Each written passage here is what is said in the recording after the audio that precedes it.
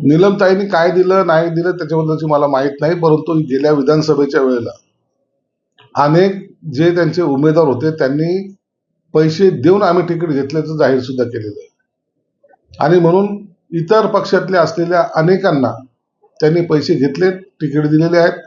माझ्या जिल्ह्यापर्यंत मर्यादित जर पाहिलं असेल तुम्ही तर वैजापूरचं तिकीट तसंच आहे, कन्नड या पैठणचं तिकीट तसंच दिलं, सिल्लोडचं तिकीट तसंच दिलेलं आहे, माझ्या पश्चिम मतदारसंघामध्ये तसंच तिकीट दिलं.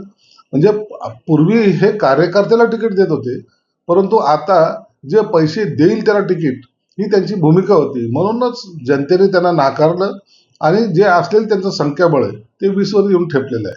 म्हणून आम्ही काहीच करत नाही असं आव आणून कुठेही त्यांनी आपली फुशारकी मारू नये.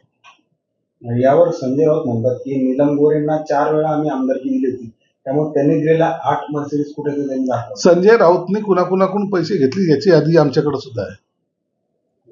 म्हणून तिकीट वाटप करताना त्यांनी जो काही गोंधळ घातलेला आहे त्या लोकांना गरज पडल्यास तर त्याच्या समोर सुद्धा उभे करू आम्ही. एकनाथ शिंदेवर देखील त्यांनी एक आरोप केलेला आहे की अटकेच्या भीतीनं सीमावर्ती भागात ते गेले नाहीत.